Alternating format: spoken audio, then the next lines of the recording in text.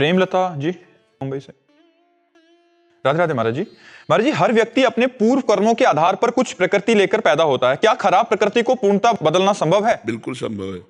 इसी को तो हम बदलने के लिए मनुष्य शरीर प्राप्त किया है। हमारे हजारों जन्मों की वासनाएं हमारे स्वभाव की रचना करती हैं।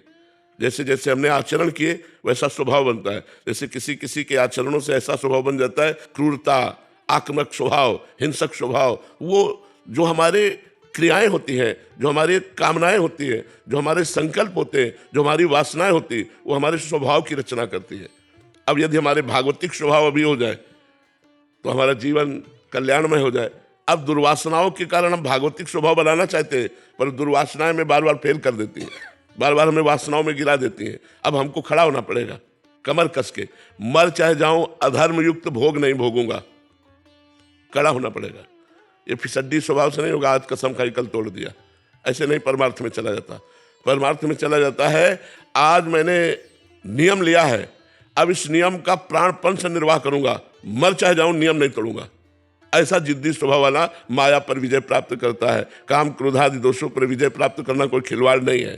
तो अपने स्वभाव को बदलने के लिए ही तो हमें मानवदेह मिली है। हमको चाहिए संत सदगुरुदेव की शरण में होकर के उनके द्वारा बताए हुए साधना के मार्ग से हम भगवान की प्राप्ति करें, भगवान का स्वरूप जाने और इस माया प्रपंच से मुक्त हो। नहीं, बड़ी दुर्गति है। आज हम मनुष्य हैं, कपड़ा पहने बैठे, लेकिन कितने जीव ठंडी में ठंड का दुख भोग रहे हैं, कितने जीव प्यासे हैं, कितने जीव भूखे हैं, कितने जीवों को उबाल के खाया जाता है, कितने जीवों की हत्या की जाती है। देखो ना, देखो ना क्या संसार में हो रहा है। तो हम ही अगर कर्म बिगड़ गए तो बकरा बनेंगे, मुर्गा बनेंगे, गाय बनेंगे, भैंस बनेंगे, और ये राक्षसी बुद्धि वाले लोग काट काट के खाएंगे। इसलिए भजन करो और इस माया से मुक्त हो जाओ। और चिदानंद भगवान, यही थोड़ी लोग है।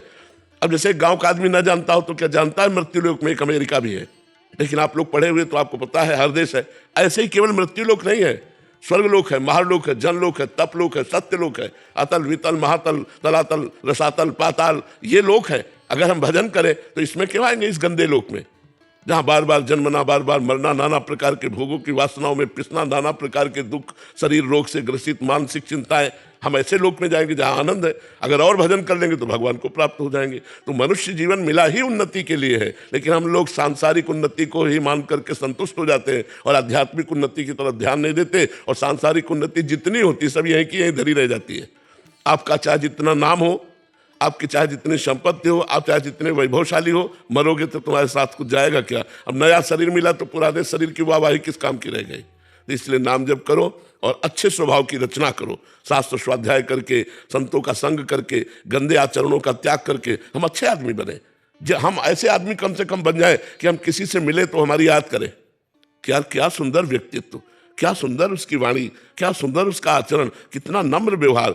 ऐसा हमारा स्वभाव नहीं बनना चाहिए कि एक बार आदमी जो मिले वो भगवान से बनावे कि ऐसे आदमी से हमें कभी मत मिलाना। हमारा ऐसा क्रूर स्वभाव नहीं होना चाहिए, हमारा परोपकारी स्वभाव होना चाहिए। तो हम अपने स्वभाव को भजन बल के द्वारा बदल सकते हैं। खूब नाम जप करो।